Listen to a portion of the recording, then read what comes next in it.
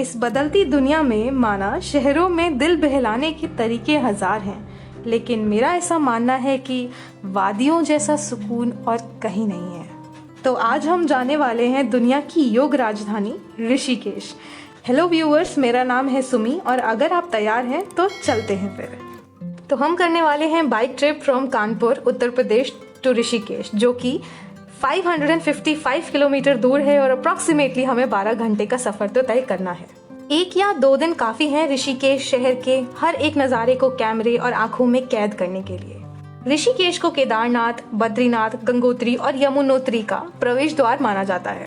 सन 1960 के दशक में बीटल्स ऋषिकेश के पास योग का अध्ययन करने के लिए आए थे। तब से शहर ने खुद को दुनिया की योग राजधानी कहा है।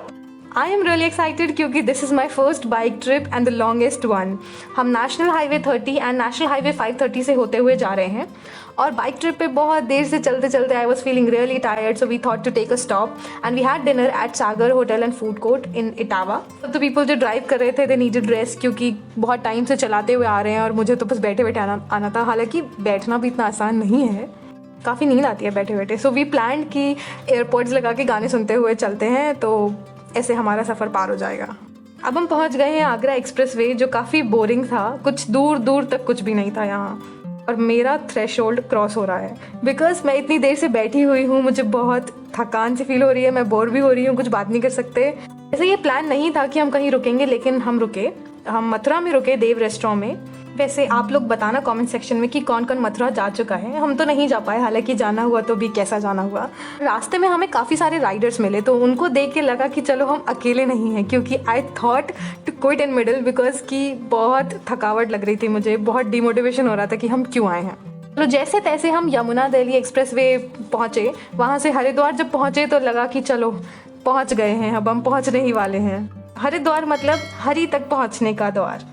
हरिद्वार में हर की पौड़ी नामक एक घाट है। घाट को हर की पौड़ी नाम से इसलिए बुलाया जाता है क्योंकि इस जगह पर भगवान श्री हरि आए थे और इस स्थान पर उनके चरण पड़े थे। ये जगह उन लोगों के लिए आदर्श तीर्थ स्थान है जो मृत्यु और इच्छा की मुक्ति के बारे में चिंतित हैं। और ऐसे ही बातों बातों में हम पहुंच गए ऋषिकेश।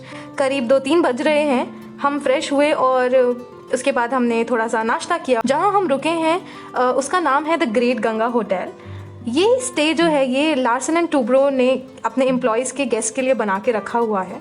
तो our friend made us stayed here, so have a look at this beautiful place. But एक मिनट, प्लीज़ सब्सक्राइब कर देना, लाइक, कमेंट एंड शेयर तो ज़रूर से कर देना अगर आपको ये वीडियो थोड़ी भी अच्छी लगी हो तो। इससे मुझे मोटिवेशन आएगा।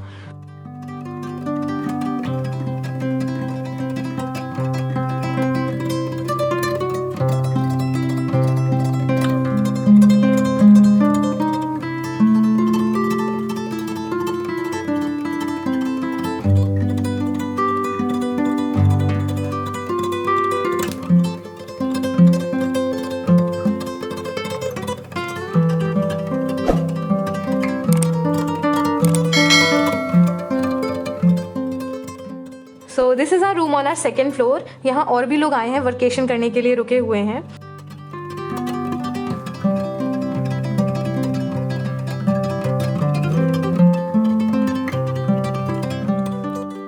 So this is our beautiful balcony with this beautiful view. It is very well designed and organized.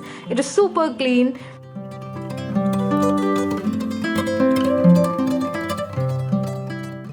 And ये है छोटा सा हमारा पूजा घर, इनका पूजा घर actually. And he is the chef here. He cooks really delicious meal. This is the dining area and let's move to my room where I am staying.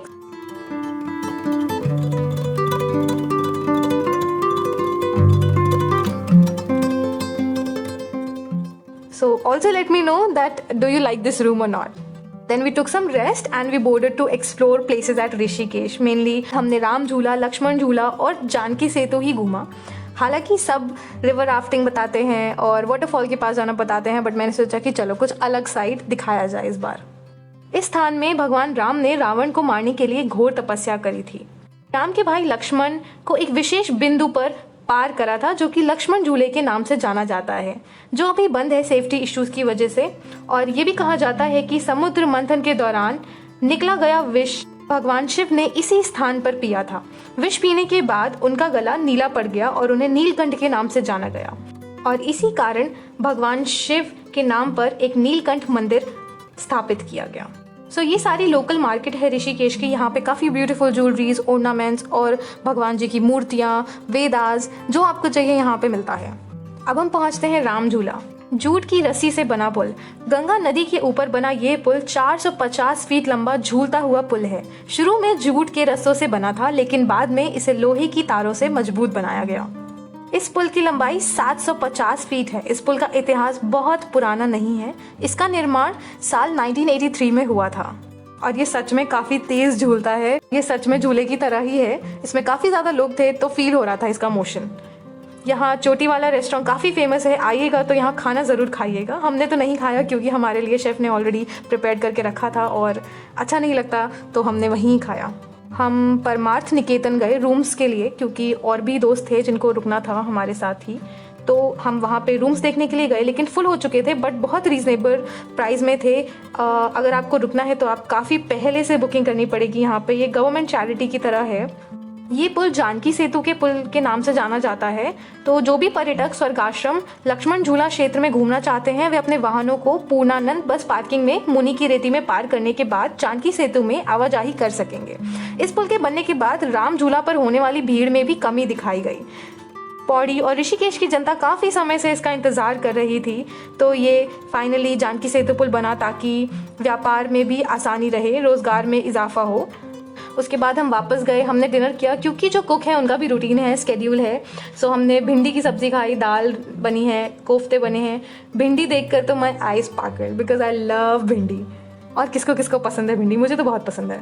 तो इसी के साथ ख़त्म करते हैं आज का व्लॉग। अगर आपको अच्छा लगा हो और कुछ नया सीखा हो तो सब्सक्राइब ज़रूर से करिएगा मेरे चैनल को, और लाइक और कमेंट करना बिल्कुल भी मत भूलिएगा।